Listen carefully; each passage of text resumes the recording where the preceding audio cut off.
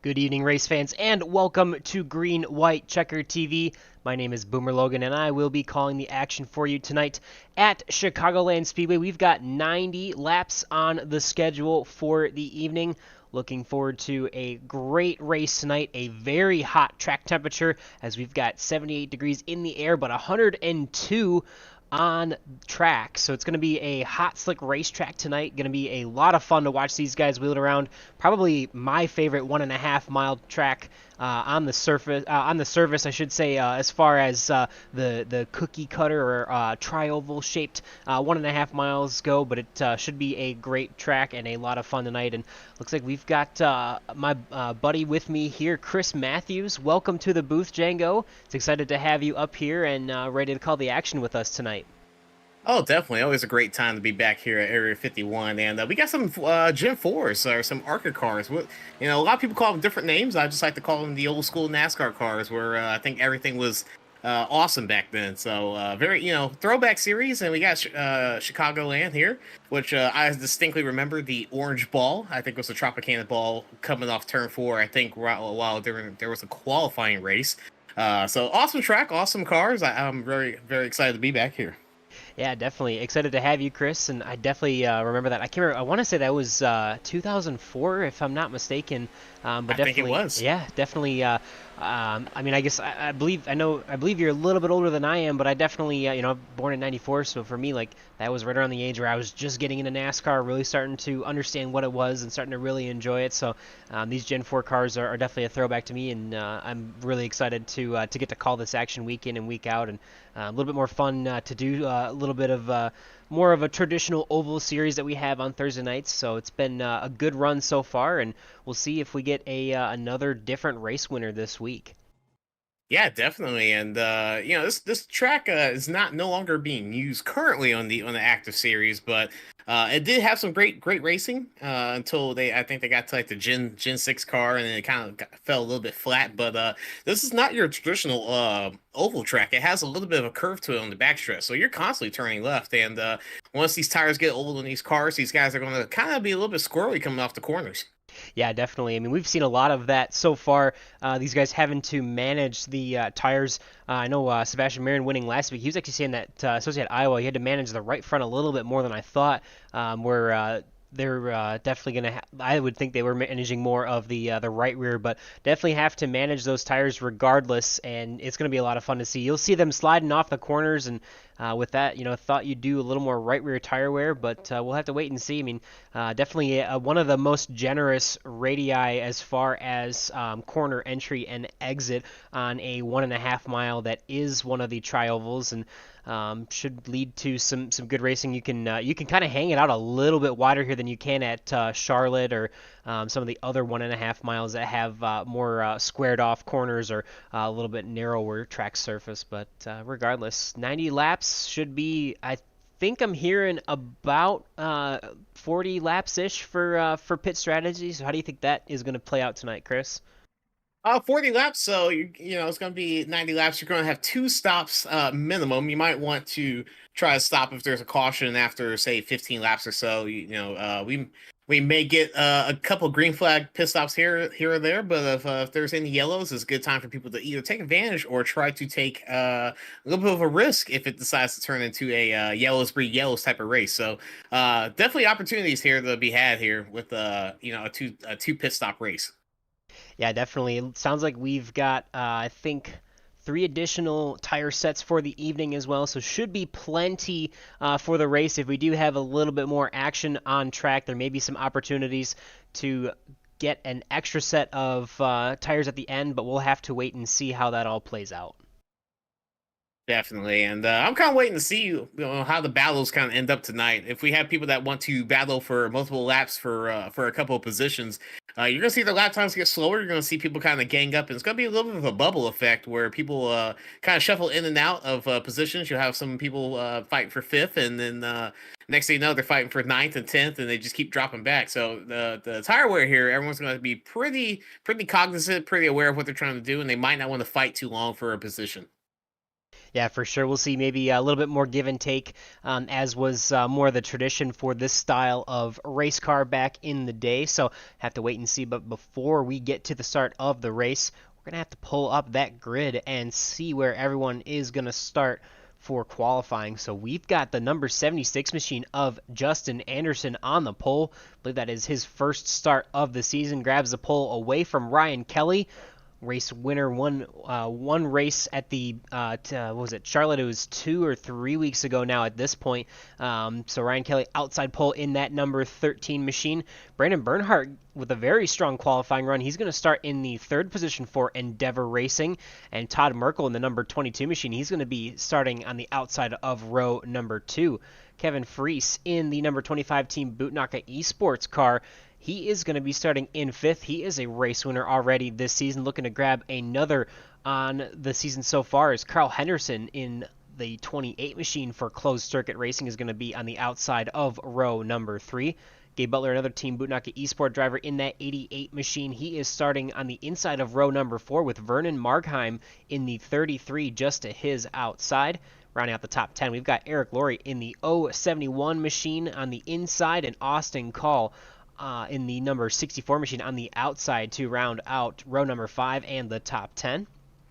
We've got Nate Warren and Jimmy Pilon as well in the 99 and 29 machines respectively. They're going to start tonight on the 6th row as we pull up our next page of drivers. Josh Laston in the 09 machine for closed circuit racing. He's going to start in the lucky number 13 position tonight as the last driver to take a qualifying time. Sebastian Marin, row number 7 outside. He will be there in the number 23 machine. He finally got the job done last week at Iowa, collecting his first win of the season, so look to see him come up through the field, as well as John Borst there in the number 15 machine for Dizzy Motorsports in that number 86 machine. To his outside will be James Ledford in the number 48 machine to round out row number 8. And we do have Gael Brooks in the field tonight in the number 17 position for that number 71 machine. Our buddy Chris is going to be in the booth, so that'll promote Brian Wang actually to the 18th starting position.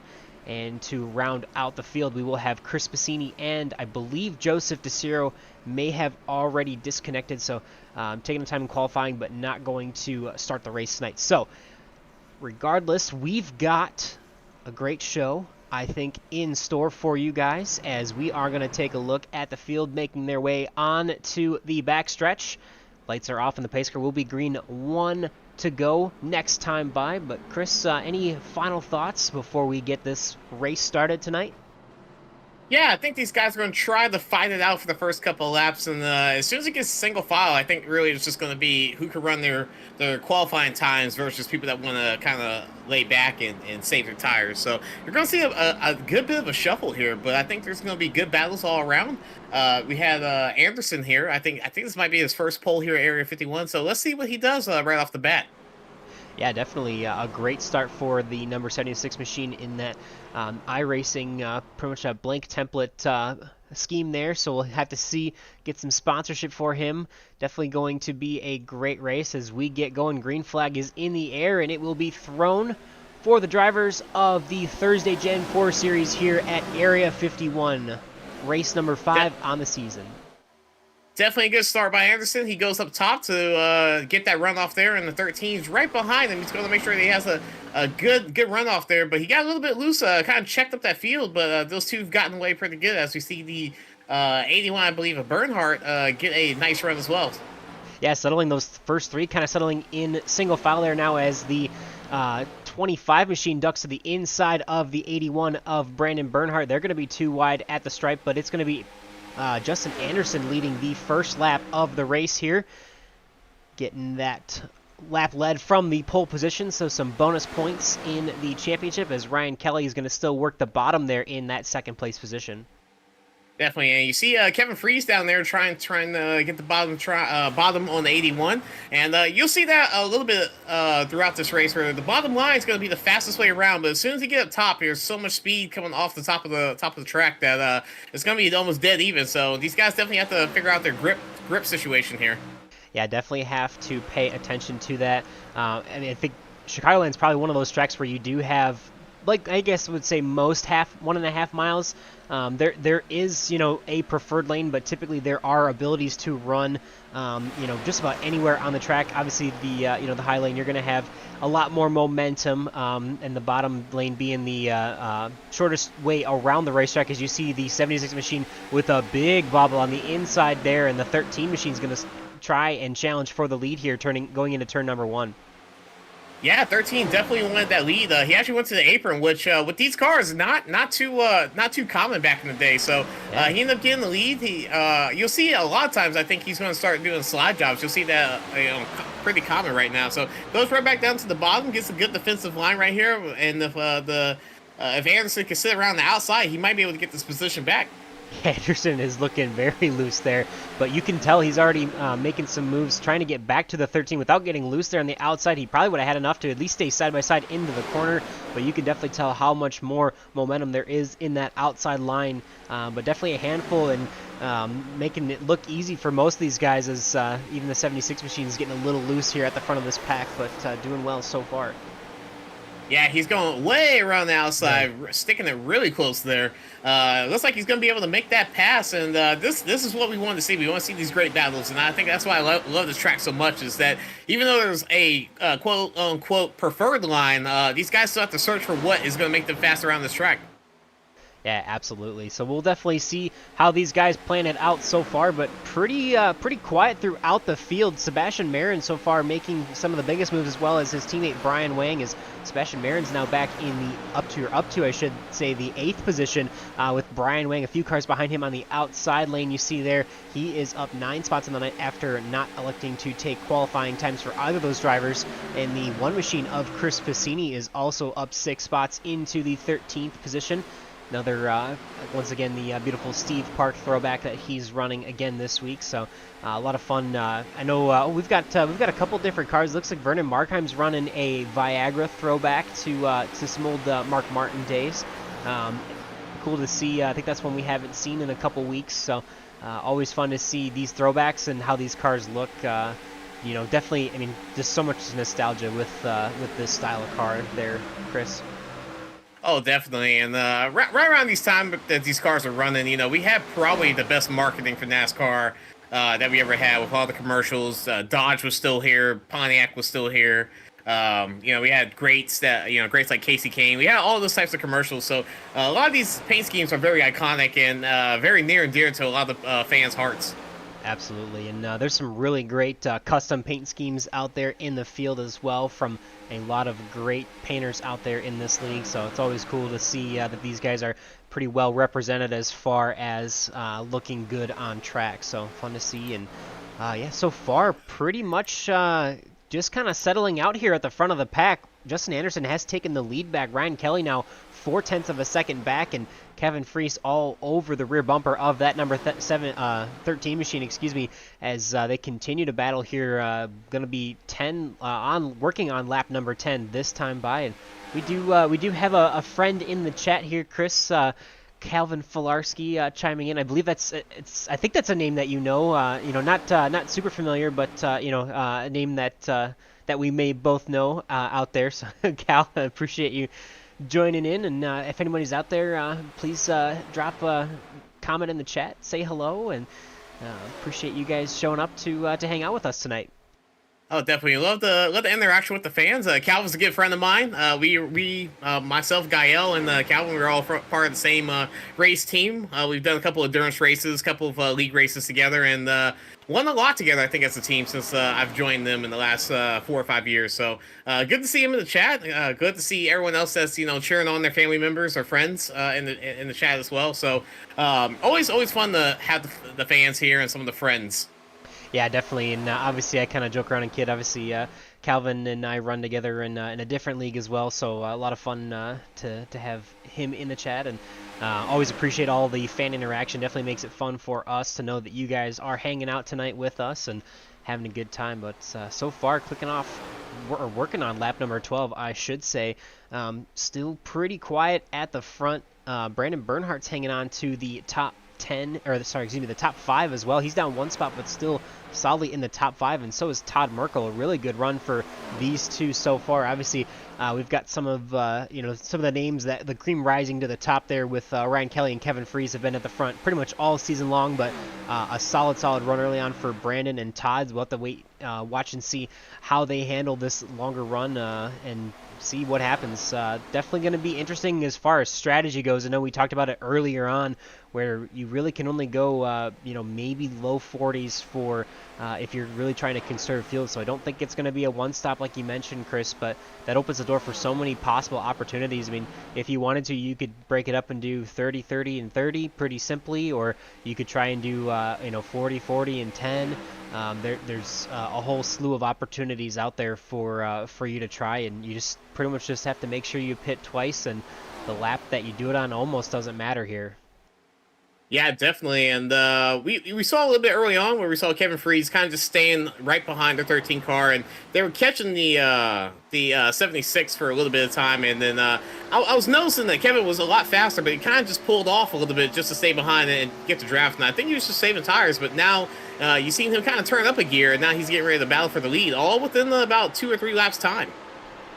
Yeah, definitely kind of turn it on a little bit here. That is one advantage you have not being the leader, is you get that opportunity to try and push them at the front of the pack to do a little bit more. Obviously, the leader does get a chance to set the pace, but you have some freedoms being in that second spot at certain times to try and make a move or trying to push the leader to do something they don't want to do. But as you see here, they're going to run side by side at the stripe. Give it to Kevin Freese, his first lap led of the evening. Lap number 15 as they work on 16 now. The 25 is going to try to make it to the bottom, see if he can clear himself up in front of the 76. He's going to do it pretty easily there, taking over the lead down the backstretch. He'll be clear off into first place, up 4 spots after starting in 5th tonight. Definitely a quick and fast exchange right there. We didn't want the 3rd or 4th guy to come back in and get into this fight. As we see the 13 starting to get a little bit back into this, and the 81 separated himself and try to make this a 4-car battle. But, the 25 did a really good job there to make this a quick work of the 76 there. Yeah, definitely. You don't want to hang on their door too long or have someone hanging on your door too long, because unfortunately, that's pretty much just going to mean that the guy behind you is going to have a lot more chances to catch up. And not necessarily from a draft perspective, but if you're running side by side, you really cannot maximize your your corner entry and exit to arc it or arc the car as much as you want to, or run that optimum line. So really have to, you really get at a disadvantage when you are running side by side for long. So definitely quick work from Kevin Freese and a really good job taking over that lead. Yeah, definitely. We're about 18 laps into this run, coming on 19, and this is where the guys are going to have to start searching and finding the best way around this track. We see the low line right now is working for most people, but I think some people are still trying to save a little bit of tires and go in the high line. So we're about halfway through before we get to our first green flag pit stops, and this is where you kind of want to make the most of your money off these tires. Yeah, definitely. You really got to manage those tires throughout the run and make sure that you have something at the end. We'll see Justin Anderson definitely shot off like a rocket, but was getting reeled in on the longer run by Kevin Freese there. We've seen a lot of opportunities from Kevin Freese at the beginning of this season where he had a lot of short run pace, and we've seen where the 13 car of Brian Kelly has definitely had more of a long run pace, but Kevin's got a lot of speed in that number 25 machine early on, as now he's breaking away to about a 0.7 of a second lead here early on in this race. So have to wait and see how these guys manage their tires. For the most part, pretty quiet as far as running order, as far as positions gained, except for 3 drivers. Sebastian Marin has now found his way up into the top 5, top 4 even, as he is trying to make a move on the 81 of Brandon Bernhardt here. As Sebastian working in that number 23 machine. Looks like he's going to get it at the line. It's going to need at least another corner to do it. Brian Wang, his teammate, 2 spots back now in 6th place in that 05 machine, is now up 14 positions. And Chris Piscini continuing to work through the field himself. He is in the 9th spot now, up 10 positions on the night. So those are 3 drivers that are moving through the pack pretty well. So we'll have to wait and see what they have for pace on the long run, and hopefully they didn't burn up too much trying to get to the front of the pack too quickly. Definitely, and obviously these cars are a little bit spread out, single file racing, but they're all within a couple seconds of each other, all within still the draft range to catch each other. So it's a little bit of a train situation right now, but if you look on from ninth on back, these guys are still close enough to each other to where there's going to be moves being made, and everyone needs to stay pretty close to each other to start making some moves. And hopefully, once we have our pit stops, we might have some people stay out and try to go a couple laps deep. Yeah, we'll have to wait and see there, and we'll pull up on the tower for you there. The last lap time that you can see as they cross the stripe, those will update. But for the most part, a lot of our drivers towards the front of the pack still in the 32 teens when they were running in the high 30s at the beginning of the race. So quite a bit a fall off so far, but there are a lot of drivers in the 32 threes and fours throughout almost the entire field there. As right now, you definitely see some good lap times from Sebastian Marin still clicking off the fastest lap that last time by and moving forward through the field. Yeah, I'm looking through the field right now. It's getting a little bit boggled up between 10th and 12th. I see these guys are starting to get a couple runs on each other. Not sure if they're going to try to start passing each other or what it might be. But looking at the track, everyone's still kind of searching for some lines. Looks like people want to be on the bottom, but to get around some people, you might have to get out, get some air on that front grille and get some grip. Yeah, definitely. From about 7th to about 14th, there really isn't a ton of space between these guys, but really from 10th to 14th there is only about almost a second between those 5 cars. As you see the 22 machine of Todd Merkel now being challenged by the 33 of Vernon Markheim. Carl Henderson is just behind them in that 28 machine. John Borst there in the 86 machine in 13th, and Gael Brooks in the 14 machine. This is definitely the closest battle that we have on track, as there are 5 cars pretty much under a blanket with less than a couple car lengths between every single one of them. So this we'll watch this for maybe a minute and see how this battle develops. As it looks like the 22 machine is starting to slide down the running order just a little bit, couple tenths, maybe a tenth or a half a tenth slower than some of the guys he's around, as the 28 machine is trying to make his way forward back on the field. Starting in the 6th position, he is now down to 12th, but plenty of time to get back up to the front of this pack.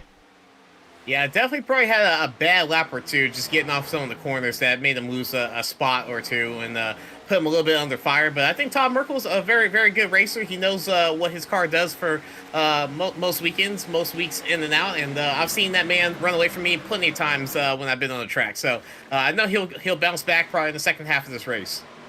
Definitely, and we'll see how those pit strategies play out and how those long runs on the tires play out, as we're probably, I would think, within 5 to 10 laps from our first pit stops here.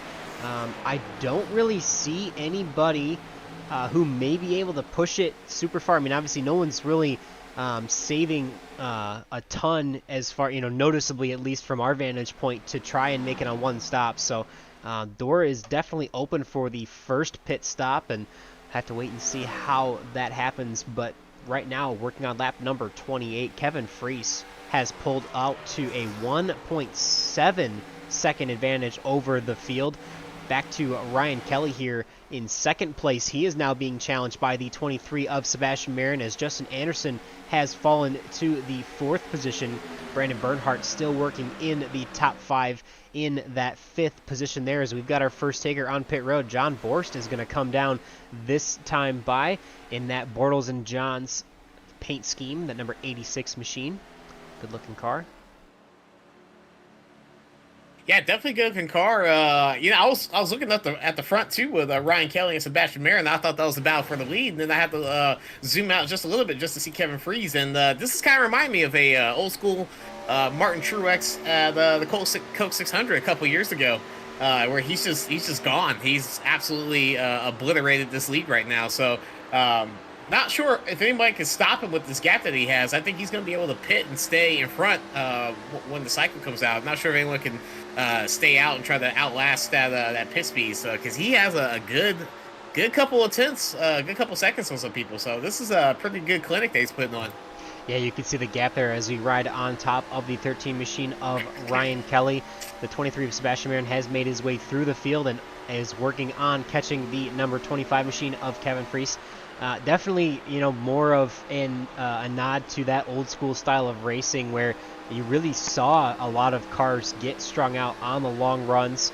Definitely, it was not nearly as. Oh, looks like we've got an incident on track here potentially. Jimmy Pyland coming to pit road. We're just gonna take a chance to pick that up and see what we can see from that, as looked like the 29 machine of Jimmy Pyland may have gotten into an issue here. We'll have to wait and see. I don't know if that was just trying to come to pit road and spun out, but we'll take a look here and see what happened. Looking back, I think that's what it was. He had a little bit of trouble slowing down, lowing down the pit road. Not sure if that's going to be a penalty or not. But looking at where he came out, he had to kind of stop on track just a bit underneath the apron and then try to get back into the pit. So hopefully it's not a caution. But yeah, very very hard track to pit on. Yeah, definitely. So we'll jump back green. It looks like the green no caution for this, but definitely an issue for the number 29 machine getting on to pit road. But a couple more drivers on pit road, this time by Josh Lassen, Eric Laurie, as well as Jimmy Pyland, making their way on to pit road, as looks like Gael Brooks and Carl Henderson and Josh Lassen and Vernon Markheim have also made their first pit stops already. So those guys probably trying to split it into pretty even thirds of this race. So we'll have to wait and see if some of these leaders try and answer that call, as I don't think anybody other than Justin Anderson really deep inside of the top 10 or top 5 have come down pit road yet. So we'll have to wait and see. But really the only one of our leaders so far is Justin Anderson back out on track. He is the first car pitted at lap number 29. He is currently shown in the 12th position. Yeah, and that's definitely going to be something to see. We talked about these guys possibly going 40 laps on a fuel run, and if that's the case for Sebastian Marin, who looks like he already has a very fast car tonight, and also Kevin Freese, if these guys could stay out and they know that they have one of the fastest cars on track, staying out is going to help them by giving them fresher tires and less laps to run them down. So if these guys can stay out and maintain a little bit more speed, I think their strategy is going to work out tonight. Yeah, don't look now, but it looks like the track is actually starting to cool down and speed up just a little bit as Gael Brooks turns the fastest lap of the race, a 30.76 for him that last time by on fresh tires. So have to see how that strategy works out. I mean, obviously, if you know you've got a good car and can run it long, it definitely would be a little bit more to your advantage. Though if anybody does try to undercut them towards the front of the pack, that might be the opportunity to try and make something happen. So have to wait and see. But as of right now, Kevin Freese, Sebastian Marin, Ryan Kelly, Brian Wang, and Brandon Bernhardt still have not made their pit stops, as Sebastian Marin's actually going to come in this time to prove me wrong. So the 23 machine is on pit road, as well as the 05 of Brian Wang here on lap number 37, coming to lap number 38. Looking around the track, still seeing some of these guys still, doing their pit stops, and I'm not sure when Kevin Freese I'm not sure when Kevin Freese is going to come into the pit. So, it's looking very weird what the strategy call is. As I think actually he just jinxed me right now. He just came to the pits, but answers the call. Looking around the track, looks like these guys getting a little bit faster. You just said Gael Brooks just set the fastest lap. So these guys are really trying to turn it up as the track just cooled down. So we might be seeing a little bit of a shift in the guard right now. Yeah, a little bit so far. Ryan Kelly still out on the racetrack. He has got a 1 second advantage over Brandon Bernhardt. Chris Passini up 16 spots right now in the 3rd position. Gabe Butler and Austin Call in the middle of this pit cycle, running in your top 5 right now. Have to wait and see Kevin Freese there pitting that last time by, but look at the difference in the tire advantage that you see here. We're going to see Gael Brooks with tires. He's going to pull away from the 13 of Ryan Kelly very easily. Last time by, Ryan Kelly running a 33 flat to, let me find it here, Gael Brooks is 31.29. So that is very a fast. Ton of tire fall off, and you love to see it, Chris. Oh, always. I love the strategy calls in this series. If you guys never watched the Area 51 series, I swear that what you think is going to happen rarely ever does. So there's always so many different strategies calls, and anytime that we do somehow get a caution, these guys are very clean. But if we ever do get a caution, everything kind of gets thrown out the window. So as much as we like to have a script here, it always usually gets tossed out the window. For sure. It definitely, we'll have to wait and see. I mean, we've had some really good long green flag runs so far this season. But we've also had a couple races with a little bit of cautions and yellows, a little bit of action on the track, if you will, at Michigan and Iowa. So have to wait and see how this race plays out. As you can see, still again, the difference that those tires make as Ryan Kelly continues to stay out on track in that number 13 machine with now 40 laps completed on the evening. Yeah, and you can see people just walk away from him, and that's just kind of how these tires are going to work. Him and Bernhard are neck and neck right now, but anyone that's been on fresh tires, they definitely just walk away from you probably about straight. As soon as they get off the turn, they're already going to be like a speck of dust in the mirror, so they're going to be leaving you behind. So pit might be the right thing to do, as I think he's going to go for one more lap. Yeah, he is. Actually, it was interesting there because Brandon Bernhardt, that was actually for position there. Brandon drove all the way back up to Ryan Kelly there. So definitely interesting to see how that plays out for Brandon. Definitely I know him from other leagues has been more of a long run guy. So Ryan Kelly's definitely proved that as well in the past, that he is really good on the longer runs as well. But he is still staying out. Austin Call, Todd Merkel, and James Ledford are the only 4 drivers who have not yet pitted, as Justin Anderson cycles back to the first car who has already pitted. Sebastian Marin about 3.8 seconds behind him in 6th place right now, and Gael Brooks, who is only 0.7 of a second behind Sebastian Marin, are your first 3 drivers who have made their pit stops. So we'll have to wait and see. Todd Merkel now in this time as well, and it'd be interesting to see. So Justin Anderson is starting to catch back up to the lead pack, but still has quite a ways to go to get back to the leader. But on the lead lap, I think the only ones right now who are 1 lap down are from 12th place on back. So Chris Passini is the first car 1 lap down, quickly moving up. Actually, I take it back now. He has unlapped himself around the 13 of Ryan Kelly, and the 09 of Josh Lassen is about to do the same as well. So definitely an opportunity here. Ryan Kelly's going to see what he can do here to maybe stretch this on 1 pit stop here. I would be really surprised if he can make this work here, Chris. Yeah, definitely. We thought everyone was going to, at least I thought everyone was going to come in around lap 40 or even earlier. And we're on lap 45 right now as you just crossed the line with about a 16-second lead from Anderson, 19 from Marin, and 20 from Freedy. So he's already about 45. I don't think he's going to make it to 50, but if he gets to 45, he's already halfway through this race since it's a 90-lap race. So I'm going to assume that he's going to try to come in now. And this might be a great strategy call right here. This is going to be, this one's going to go down the books if you can make this work. Yeah, absolutely. So it's also the strategy for Austin Call is he's only 3 seconds back. So we're going to see, looks like the 64 is also going to make his way onto pit road. No mistakes here. Cannot get into pit road too quickly, no. as that looks like going to be a pit road violation for the number 64 machine, unfortunately for Austin Call. But Ryan Kelly, as long as he gets into his box, gets off pit road without a penalty, should be looking good to make it on 1 stop here tonight, which before the race started, I did not expect anybody to be able to try. Yeah, he must have had a Gatorade can of fuel in the back of there. I was very surprised that he was able to go an extra 4 or 5 laps that he did. And I'm honestly thinking this might be the call if he's able to do it, because he had a 20-second gap, and with the pit delta kind of being around 30 seconds, I think, being in the pits with your 13, 14 second stop and about 10 seconds getting in, this might be a perfect strategy call. So we'll see what happens when he gets out.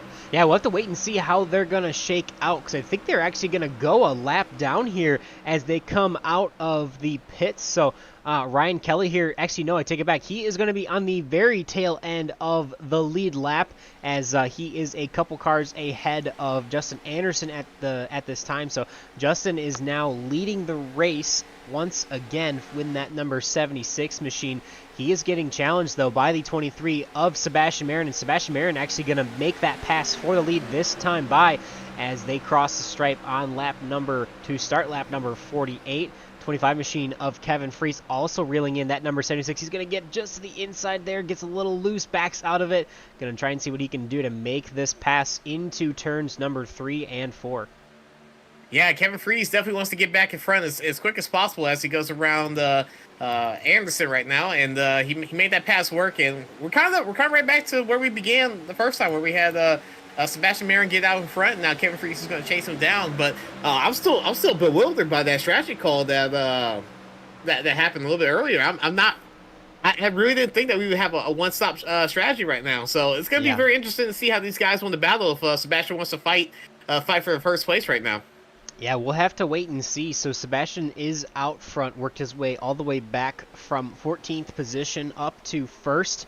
And it looks like Ryan Kelly now being shown in the 13th position, the fastest car on track, other than Todd Merkel, who's running some pretty good laps right now. Austin Call there in the number 64 machine. He is the other driver who employed this strategy of only pitting one time.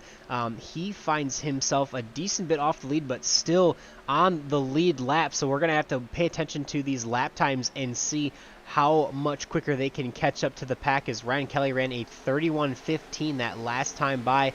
Actually updating now to a 31:49 the last time by.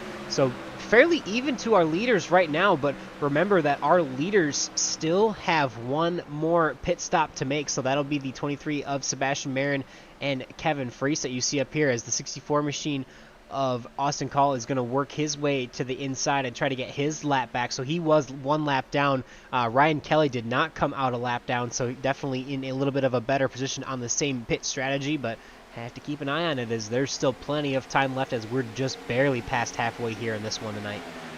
Yeah, very weird. And if you guys want to learn about the strategy here, the first car to pit was Anderson at lap 29. 10 laps later, we had Freese and Marin pit.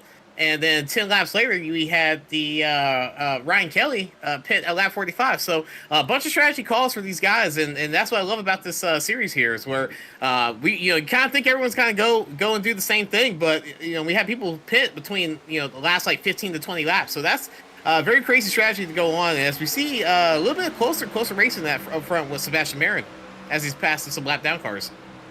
Yeah, he's actually the 64 machine, I think, of Austin Call is going to try and get his lap back there, as kind of marred in lap traffic is your leader of Sebastian Marin, as you mentioned there, Chris. He has got about an 0.8 of a second lap lead over Kevin Freese right now. Obviously, Sebastian having a strong run coming up through the back of, or from the back of the field through the field on that first cycle there, getting to the lead just at the very end of it. As we see we're riding on with Kevin Freese here, you can see that gap to our leader of his teammate in the 23 machine of Sebastian Marin. Definitely have to wait and see if Kevin's going to have anything in the tank. Obviously, Sebastian probably the favorite right now with how much pace he has had coming through the field, but don't discount his other teammate of Brian Wang, who has had a great run so far. Also coming up from even further back in the field, he is up 17 spots in that third position. So we'll have to wait and see. There's only a 2.7 second gap between Brian Wang here up to Kevin Freese in second place, and Sebastian Marin having a 3.7 second gap over Brian Wang at the moment. So we'll have to wait and see if that 05 machine has anything else in the tank to try and run down his two teammates here. But have to wait and see, because these guys are probably getting a little bit closer to having to make their second pit stop of the night as we approach lap number 60.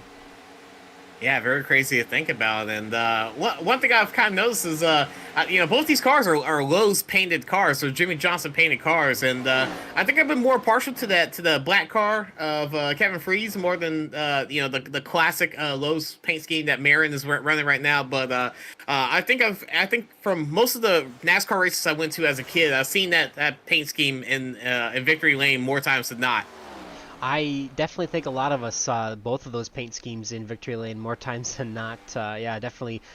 Both have mentioned on the broadcast and in interviews that they are definitely Jimmy Johnson fans. So really cool to see those paint schemes on these cars. I mean, we've mentioned there's so many great paint schemes throughout this league for drivers just grabbing some nostalgia and putting it on their car. Or some of these are fully custom paint schemes that you see out here that are made. So some of them just grabbing them from trading paints, but nonetheless, always really cool to see, really cool to watch. Yeah, definitely.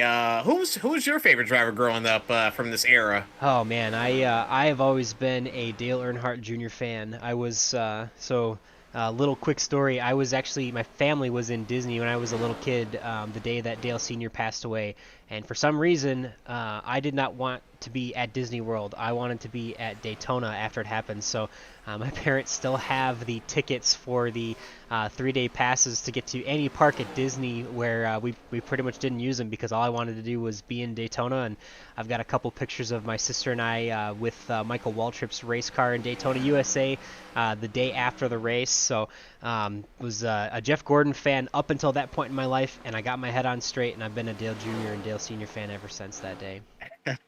That's an awesome story. It definitely something, that's one of the memories I think everyone's going to hold on to is that whole weekend, the last couple of years that happened after that. And I think for me, growing up, I think I started off as a Tony Stewart fan. Eventually made my way to Mark Martin, and then kind of just flip flop between them, and then obviously Dale Jr.'s story, and just everything that happened after 2001.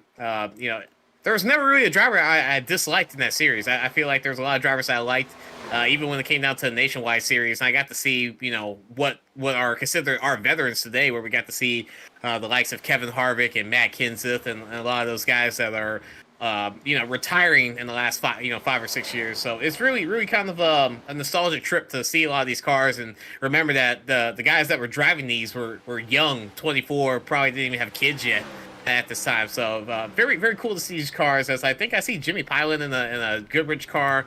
There's a couple other cars around here. I think I see a Tide car. So it reminds me of Ricky Craven amongst other drivers. So there's a lot of good paint schemes in here, and I think it just puts a smile on my face when I see these cars on track. Absolutely, definitely tons of nostalgia, lots of fun there. It looks like, unfortunately, maybe the 29 catching a little bit of the wall there, but a great-looking paint scheme there in that number 29 machine. So lots of nostalgia, lots of throwbacks, and obviously Tony Stewart, definitely not a bad race car driver to root for, a guy that can get in just about any vehicle, and even drag racing now recently and have some fun and do pretty well. So definitely really cool. We haven't seen any Tony Stewart paint schemes yet. I don't think we've seen a single Dale Jr. paint scheme yet, so hopefully we'll have to hold out for those, Chris. As I know we've seen a lot of Jimmy Johnson. You see the Kevin Harvick throwbacks.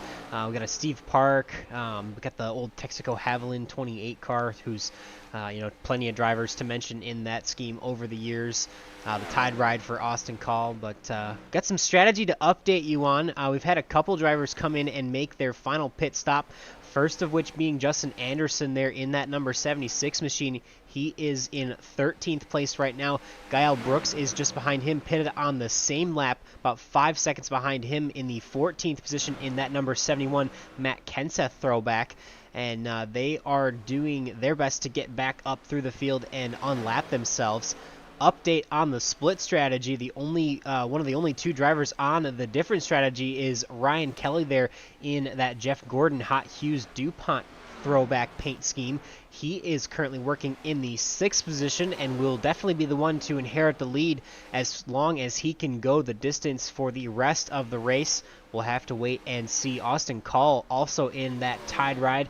Not quite, I don't think, the exact Ricky Craven paint scheme, but definitely a throwback to it. And, like we've mentioned all night long, Chris, so much fun to see.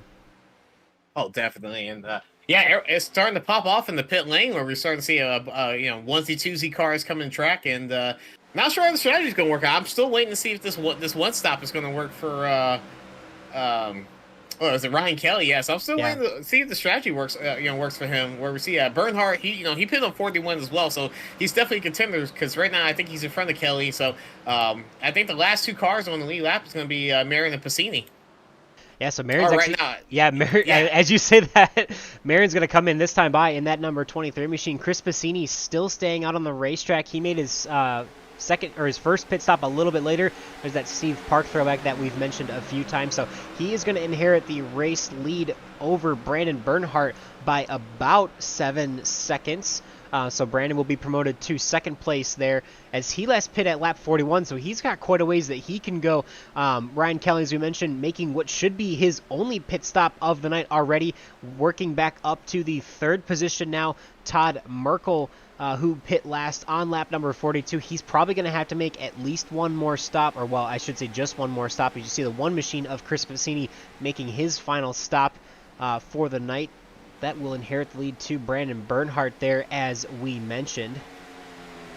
So he is going to take back over the lead. And we got stuff or us in the chat asking about the standings. So we'll have to apologize. We didn't get a chance to update those at the beginning of the broadcast, but maybe in the middle of the race here we can do a quick update for you in just a second, at least verbally. Don't have a graphic prepared for you right now, but this is race number 5 on the season, so the second half, if you will, of the regular season before we get into the playoffs. So we got 8 races in the regular season before we have our 4-race playoff. So race number 5 of 12 on this season, the second season of 2023. So definitely, we've had 4 different winners so far this season. So who knows? We'll see if that Ryan Kelly strategy plays out. He could be our first repeat winner, or maybe Sebastian Marin will work his way back up through the field. But nonetheless, it's going to be exciting to see the finish, regardless, with that split strategy on fuel. Is Brandon Bernhardt in this time by? Definitely, and I'm watching Ryan Kelly right now. I think what's going to help him is if he can stay with currently right now Todd Merkel and just get the draft off this car, just make it a little bit faster and save a little bit of fuel. But it looks like this strategy is going to play out as we're getting to lap 70. So 20 laps to go in this race. I'm very excited to see how this is going to end because right now I got to look between him. I got to look between Kevin Freeze and Anderson and the rest of these guys. So they're about 13 seconds, I want to say, back. So we might see a good strategy here. Yeah, we'll have to wait and see. That last time by, Ryan Kelly ran a 32.72 to Sebastian Marin's 30.72, so 2 seconds faster a lap for Sebastian Marin right now. I think Ryan Kelly looked like he was conserving just a little bit as he was ahead of Todd Merkel, but he let Todd by as Todd's probably going to have to make one more pit stop here. Probably going to try and stay out as long as he can, maybe hoping for a caution, but going to keep an eye on those gaps as Sebastian Marin is coming pretty hard through the field, up to, I think, now about 10.5 seconds behind Ryan Kelly. So we'll have to wait and see if that strategy plays out for the 13. But before we continue there, we're going to actually update the points for you there, Stuff R Us. So Ryan Kelly is actually your points leader right now with 685 points. Brian Wang, currently in the 5th position, is your second in the standings with 1 win and 4 top 10s so far, all top 10s this season with 681 points, only 4 points back. Kevin Freese with 670 in the 3rd position with 1 win on the season as well. He is 11 points off of second, so he's 15 points off of the leader. Joshua Hanner in that 4th spot. He is has 610 points, so he's 75 points off the lead. William Vincent 88 points off the lead in the 5th position. Brandon Bernhardt sitting in 6th with 580 points, 105 off the lead. Sebastian Marin, who I believe had missed a race, so he has 565 points, only 120 back. Carl Henderson has 537 points, and that is your top 8 that I believe would make the playoffs at this current moment. First driver out would be Austin Call with 512 points. James Ledford, Maxwell Caldwell, and Todd Merkel rounding out the top 12. And that's where it stands. We'll have to have a graphic for that for you guys soon, but that's where we're at as we are through 4 races this season, as Todd Merkel continues to lead us around this speedway at Chicagoland with only 18 laps to go. Yeah, I saw Kelly kind of just use the bottom right now. I'm not sure if he's still trying to save some tires or gas or anything like that, but it wasn't the fastest way around the track. So he's going to need to pick it up just a little bit if he's going to try to keep Marin behind him. Yeah, we'll see. So Todd Merkel, currently our leader, he has got a 2.4-second gap over Ryan Kelly. Sebastian Marin now closing within 3 seconds of Ryan Kelly, so he's running him down pretty well here in that number 23 machine. Kevin Freese is 1.1 seconds back off of his teammate Sebastian Marin. Austin Call, who is on the strategy, is on the same strategy as the 13 of Ryan Kelly, who has made his final pit stop, or so we believe, as the 05 of Brian Wang has last pit on lap 62, so he's got fresh tires and trying to move up through the field. So not going to work out as well for the number 64 machine of Austin Call, but still in a pretty strong spot with only 16 laps to go to probably get a nice solid top 10 finish here tonight, as Ryan Kelly inherits the lead with the 22 of Todd Merkel pitting that last time by, and we'll have to wait and see. The gap only 1.2 seconds now back to the 23 of Sebastian Marin. Definitely. And I think for Ryan Kelly, this was a strategy call to help him in the championship, to where he probably wasn't running up front at the beginning of this race where he wanted to. He probably wasn't running the exact position that he needed to. So doing the strategy call is going to help him. I think looking at where he might fall out at the end of this race, if everyone keeps their speed and their pace, he might be still top 5, to be honest with you. Yeah, I mean, he's definitely still got some really good pace so far in that number 13 machine. Definitely not quite the tires. I think in another 10 laps or so, the tires will probably even out a little bit more there for Sebastian Marin. Sebastian's about a second a lap, give it about 0.8 of a second a lap faster than Ryan Kelly at this current moment. So within, I think, 5 to 10 laps, they probably would start evening out a little bit more, but unfortunately not going to be enough for our championship leader of Ryan Kelly, as Sebastian Marin, you see, running around the high side, is going to take that first spot away with 14 laps to go. Right now, it's going to be damage control for Ryan Kelly, but I think this was a smart strategy call. This was definitely worth the effort and worth the risk, I think, for him. And honestly, great to see on track up here in the booth. This was a very good sight to see that someone can make a strategy call like that work out for him. As we see Marin take the lead, and a little bit behind is Kevin Freese. I think Kevin Freese will get up there at some point in time and take that second spot away. Yeah, I think so. I think Ryan Kelly's still got a pretty solid opportunity here. So Brian Wang is sitting in the 4th position. Brian Wang ran a 32.08 this last time by to Ryan Kelly's 32.35. So there's only 0.3 of a second there between the two, and Ryan Kelly boasts about a 3-second lead over Brian Wang. So Ryan in 2nd right now, Brian in 4th. So I really see an opportunity there for Ryan Kelly to try and hang on to that top 3. But you can see the 25 machine of Kevin Freese definitely going to be catching him here fairly quickly, as Kevin's still matching the lap times for the most part to his teammate Sebastian Marin, who is leading the field. But Sebastian, the fastest car, actually I take it back, Chris Piscini actually the fastest car on track that last time by, so we'll actually pull him up for a minute. He's had a pretty strong run up through the field. Still one of our hardest chargers throughout the night. He is up 12 spots right now into the 7th position, and trying to see what he can do to grab a couple more, because most of the drivers ahead of him, except for Kevin Freese and Sebastian Marin, are definitely starting to fall off on those longer runs. So Chris having a very strong run here. See if he can get back up to the top 5 or into the top 5, as he is up 12 spots on the evening. Definitely, and right now on the track we see a couple cars together, just a little one, two car battles, a little bit of a duel here. Right now, that's going to be everyone's pretty much their priority, is just to get that one spot that they can. I'm not sure if the Packers is going to bunch up again right now, but if anyone could beat each other, that's really where you're going at right now. So you're just trying to take one car at a time, and hopefully you can kind of set off into the sunset and not battle anybody anymore. But right now, as single file, we have a couple battles on track, but nothing too exciting right now to really of note. I think I seen Justin Anderson and Austin Call battle each other, but other than that, everyone's kind of pretty much spread out. Yeah, definitely quite a bit. This is pretty much the closest battle on track. Other than, we'll take a look actually back here. We've got another battle between the 81 and the 88 machine. So Gabe Butler there currently trying to keep that spot over Brandon Bernhardt, but it's going to be Brandon to the inside, and he's going to be clear to get back up to 11th position. Brandon's going to be definitely one of the latest pitters in the field, so has an opportunity on some of the freshest tires, so he will probably be able to grab a few more spots here as he sets his sight on John Borst just in front of him in that number 86 machine. So Brandon Bernhardt in that 81 going to try and see what he can do to make quick work of the 86, get back up into the top 10. He does here with 8 laps to go this time by. Yeah, 8 laps to go, 7 laps to go. Coming around, looking at the field right now. I'm trying to find some people on track that might be gaining a little bit of an advantage right now. Yeah, so actually, far, we've got a good battle for second place. We'll pull up here now. Is looks like Kevin Freese is continuing to reel in the number 13 of Ryan Kelly.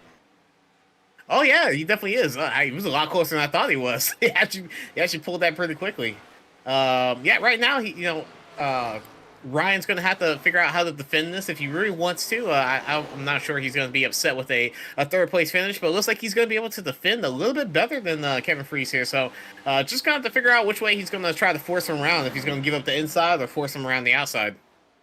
Yeah, we'll have to wait and see. Definitely going to probably have to be the non-preferred line for the 25 machine, whatever that ends up being, or at least the line that Ryan Kelly is not running. Obviously, one thing I learned early on in racing is that you typically cannot catch a driver, and especially you cannot pass a driver when you're running the exact same line as they are, as they both go to the bottom there in turn 3 for a huge bubble for the 25 machine, but he hangs onto it. Wow, what a save for that 25 machine.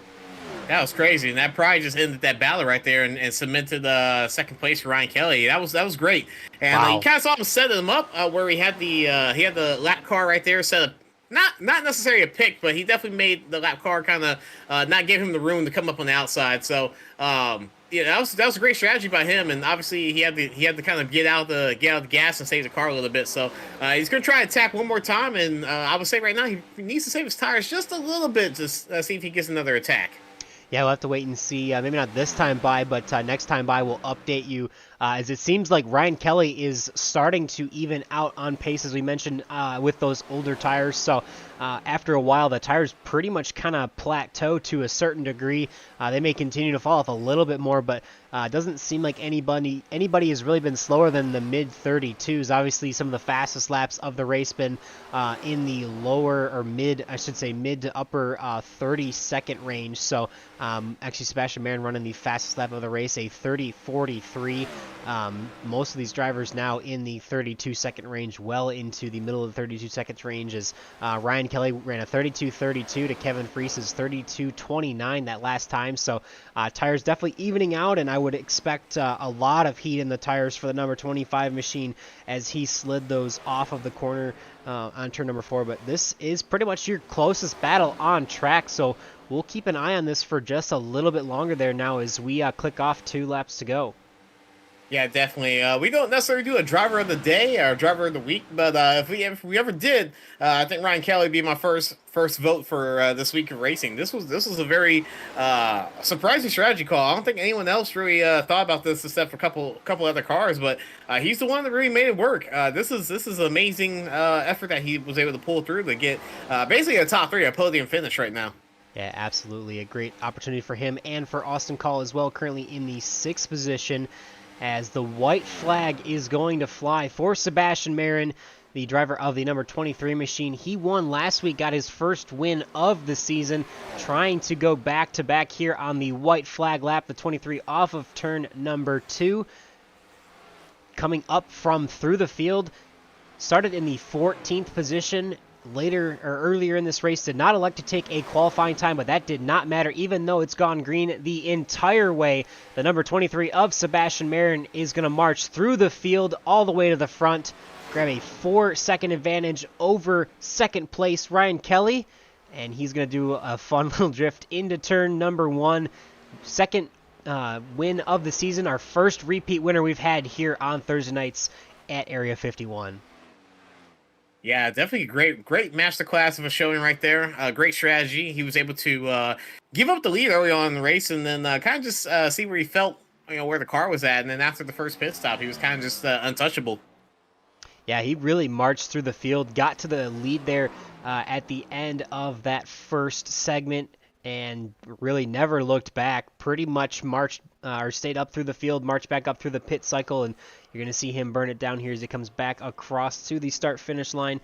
Once again, second win for the season, first repeat winner.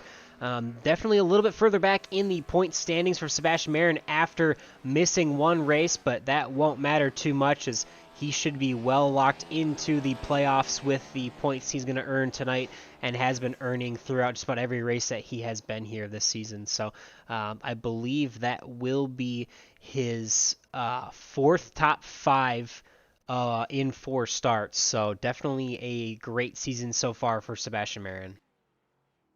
Yeah, definitely a great showing from all drivers. Actually, we really didn't have any real screw ups there. We had a couple pit road incidents, but there was a lot of good racing all around. Yeah, definitely a lot of racing, and we'll take you through how it went for some of our podium, or excuse me, all of our podium placing drivers here, as we're actually going to pull up first the number 25 machine of Kevin Freese. Saw you had a little bit of a moment there off of turn number 4 at the end as you were trying to run down the number 13 machine of Ryan Kelly. But take us through some of that battle in the closing stages for you there, Kevin. Yeah, I just didn't know that was a scary moment. Almost lost everything there. It's just pedaling it didn't lift all the way, which may have been smart, maybe not. But yeah, it was fun. I didn't think there was any shot that he was gonna make it. So I was just trying to push, but I pushed way too much in the beginning of the run and definitely burnt my tires to pieces. I don't know what they were, but it was a lot of fun out there. We were sliding around a good bit. The thing was just plowing tight into the corners, and I just on the longer run, and I couldn't get fully used to it. Like the way Sebastian was able to run the wall, I couldn't do it. I tried for a bunch of laps there, and I was just losing time to him. But it was a lot of fun up there battling.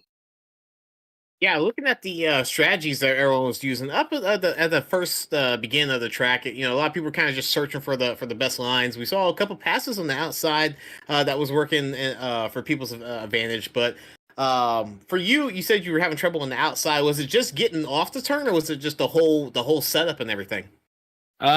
So the car was a little loose off the turns, and I just didn't. It was mostly probably me not trusting that the car would stick once it got near that wall. But I was just like not fully committing the way you need to in order to make that work. So that was what was holding me back big time up there.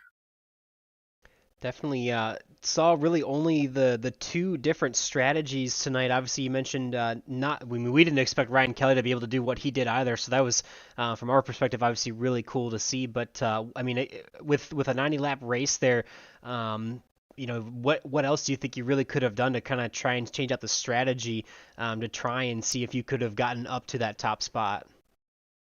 Well, it's tough because the leader he just had to have a good pit stop because of the gap. I was like 1.7, 1.8 back going into the pits. So as long as he just goes in that lap right after me, there won't be that much of an advantage for him. But I think I could have been more aggressive onto pit road and off of pit road, but Sebastian just did the right things. He nailed the pit stops, and he just was going off of whatever we did. If we went a couple laps, maybe it would have been a difference. But again, he pulled away 4 seconds, so hats off to him for that. Definitely a great opportunity. Still got to see you battle up in the top 5 and pretty much the top 3 for most of the evening, coming home 2 spots ahead of your qualifying position. Going to be a really good points night for you. Pretty much in a great position for the playoffs as we're now just over halfway through the regular season. What do you think it's going to take to get into that playoff round of, I believe, 8 drivers there, Kevin, with three races now to go? Just not having any disastrous races. I think consistency is what it matters most in these races, and like my Charlotte finish definitely did not go anywhere near as planned. That was quite an unfortunate thing, but as long as I can stay out of like events that took place there, it should be a fun little battle there. We have some really good tracks in this series. Looking forward to that road course that we have coming up. I'm not sure when that is, 2 weeks. but Watkins Glen, yeah. Yeah, that's going to be a lot of fun to wheel around in these cars, and there might be a very big difference. I know Sebastian's going to be good there. Brian, of course, on the road, he's going to be pretty tough. But I just want to get through these races clean and get to the playoffs with some momentum. All right. Well, looks like from what we've seen earlier on in this season should be pretty easy for you, but definitely wish you the best of luck getting into the playoffs and through the championship battle through the rest of the season, Kevin. Want to give you one last opportunity for any thanks or shout outs you'd like to give for that third place finish tonight. Yeah, thank you to you guys for putting on the broadcast. All the drivers did a great job tonight. I mean, you can't have anything bad to say about a completely green flag race. It's a not easy track, so hats off to them. All the boys I was racing with tonight on Team Bunaka, and thanks to Gail for the work he does behind the scenes for this league. Awesome. Well, thanks again, Kevin, and congratulations once again. Thank you. You guys have a good night. You as well, my friend. All right. So next up will be the number 13 machine. We're gonna call it here, there, or at least you called it earlier on there, Chris. Pretty much driver of the race. I think we're gonna call it for Ryan Kelly in that number 13 machine. I don't think any of us had any idea that you're going to be able to stretch fuel that far, Ryan. Take us through when you realized that strategy was going to work and how you thought it played out for yourself tonight. Yeah, a lot of the drivers were talking before the race, and I didn't really think it was going to be possible either. But yeah, we were running in there, and about 10, 15 laps in, we were looking, and it was only too short. So people were all strung out at that point, and we kind of just committed there, and I started saving till halfway, and then was hoping that I would be able to pull enough of a gap while still saving in that second run. But yeah, they just got back to me there at the end. Yeah, awesome call. I don't think I've seen anything like that in Area 51 in quite a long time. So very good call to see that happen. And for you to stay out, I know there's a lot of other guys that kind of came, 1 or 2 or 3 laps right before you that wasn't able to make that landing stick. I think they had some worn out tires. There might have been some penalties. So for you to land that and absolutely make that a flawless pit stop and have the strategy work in your favor, that was awesome. But for you, was it the beginning of the race where you kind of committed? Was there a way like when did you know that you were going to commit to that strategy? Yeah, so I was going back and forth with my crew chief, America's crew chief, and we were kind of deciding if we should just stick with Kevin because he was starting to pull away, if I should try and stay with him, or if I should just ride around and start saving. It was probably around lap 10 to 15 between there. And yeah, eventually we thought we could make it and just started saving from there. Do you think if you would have tried the other strategy that the other guys ran, I mean, pretty much everyone was pitting around, every 30 laps or so, maybe a couple stretching it a little bit further in there, but do you think that this strategy definitely netted you a better result than you might have had if you weren't going to try that? Yeah, I'm not too sure. I know a couple of them started at the back, and I felt like without saving, I had pretty good pace to stay with them, but I know they're extremely fast guys, so I just thought I'd try something different this week that it opened up that we could do the one stop. Definitely a great opportunity, and I mean, hats off. Chris was joking around in the broadcast, really calling it. We don't really have one, but I wanted to give you the award for the driver of the race tonight for that strategy. Was really cool to see you pull that off, and makes it fun for us in the booth for sure. Do want to take a chance to talk about the upcoming playoffs, though. I mean, you're leading the points as of coming into tonight by 4 points over Brian Wang.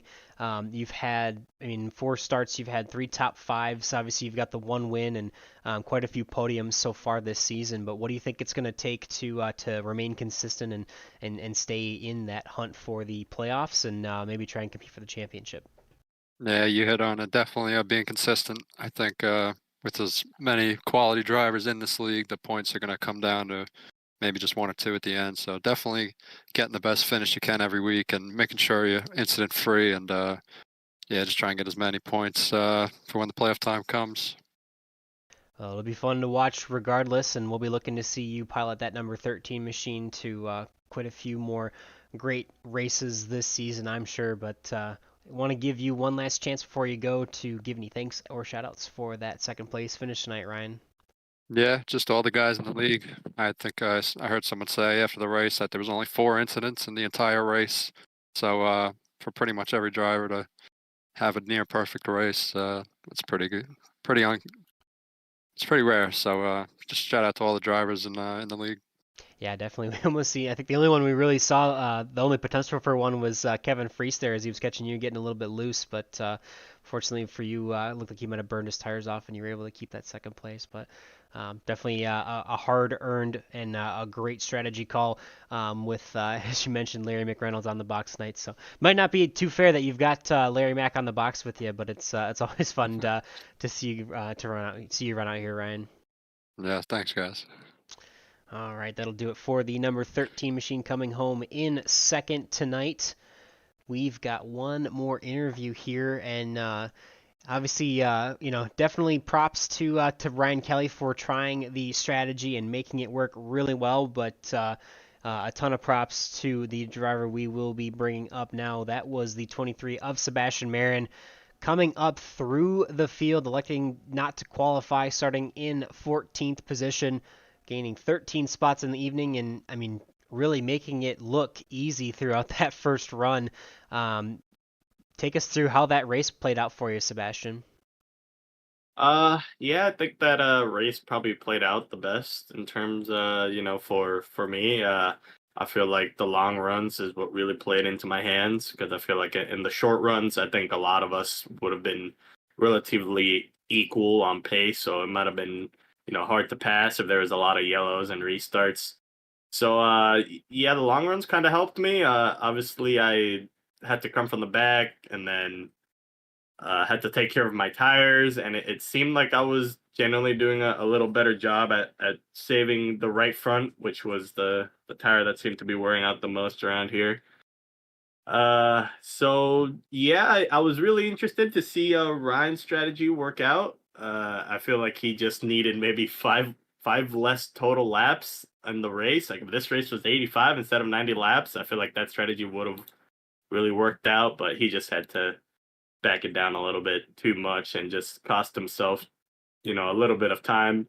But he still got P2 of that. So besides that, it was a really good race. Another race that went caution free, which is really great to see. I love racing this track. This is probably one of my favorite mile and a halves on iRacing. So yeah, that was a blast, and I kind of wish this race was longer. To be honest, I was enjoying myself out there. Yeah, it definitely seemed like you had your car on rails. You were able to run in some places early on in the race, and even in the middle of the race, you were able to put your car in places that other people were not able to get decent runs off of. And obviously, you were just tracking people down, kind of just putting them down. Almost felt like Kyle Larson out there during the All Star race. You were just able to just put your car in different places and just do what you felt like out there. Is there any difficulty at all at either the start of the run or the length of the run? Obviously, you got a little bit better, but was there a little bit of difficulties just trying to figure out where the car was settling in at? It was mainly like the main focus was how hard you drove it into the corner because I feel like that's what people were just doing, and that's why they got so tight or so loose because they would overdrive the entry, and then obviously this car is naturally wears out the right front, so they would overdrive the entry, which would drag the right front, which in turns will obviously make them tight, and then the tire starts overheating, and then the wear is just keeps piling on and on. So I think I was just not overdriving the entry. I kept telling the guys in my chat like, hey, just back down the entries and you'll see that it'll pay off through the middle and exit. And that's where I was mainly beating people. I mean, people would just send it into the corners, pull like a tenth on corner entry, but I would get 3 or 4 tenths by corner exit. So yeah, I think really that's the main point. If people kind of realize that and they kind of backed it down a little bit, I feel like I wouldn't have as big as an edge as I did tonight. Yeah, definitely. I mean, pretty much like we mentioned, class of the field for most of the race. I mean, if not all the race, getting up to the front there during that first green flag cycle. Now, so that's 4 races that we've seen you run this season. That is 4 top 5s now and 2 wins. What do you think it's going to take to keep that up and make your way into the playoffs and maybe eventually compete for a championship here? Well, to be honest, I just gotta make all the remaining races, right? Not miss any, because last time it was unfortunate. I just didn't have power, so I couldn't make that one. So I feel like as long as I don't have any issues with that, all I gotta do is show up, and I feel like I can get a top three finish. Pretty relatively. I wouldn't say easy, right? But it's definitely up there for grabs, top three for sure. So yeah, definitely just show up and just finish the races, and I'm pretty sure I can make it at least into the playoffs, and then hopefully have a decent run in there.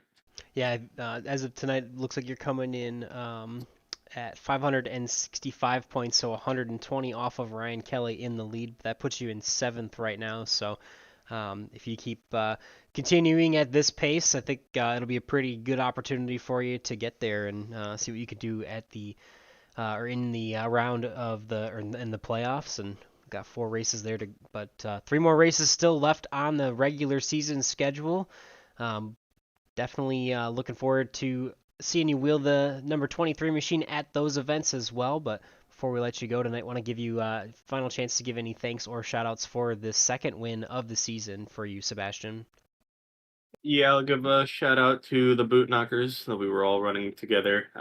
Kevin Freeze, Brian Wang, Gabe Butler, Eric Lurie, and Nate Warren. We just come here, have fun, enjoy driving these heck of machines. And I'll give a shout out to you guys for putting on this broadcast. We're probably going to go down there and start watching the broadcast or just look back at the race because we like seeing, the races from your guys' point of view, see if there were any incidents, wrecks, etc. And I'll give a shout out to Area 51 again for allowing this car to run. It's just a lot of fun to drive. Hopefully it gets, a bit more attention, a bit more drivers will give this car a shot, and hopefully it becomes, pretty big because I feel like this league and with these cars has a lot of potential to do something great. Yeah, definitely. I mean, especially to see how many laps we ran here at Chicagoland Green Flag is it's really cool to see for the league. But we'll let you get out of here, Sebastian. Congratulations once again, and I'm sure we'll be talking with you again soon. Yes, sir. Thank you. Have a good night, guys. You as well. All right. So, Chris, what are your 3 biggest takeaways from this evening? Well, I'm glad. Bonus one. I'm glad there was no orange ball that came on the track and wiped out all the cars. uh, Number one takeaway was amazing strategy call. I probably would never, even with a little bit of a benefit, I probably would have never done that strategy call. That's something that's still blowing me away there.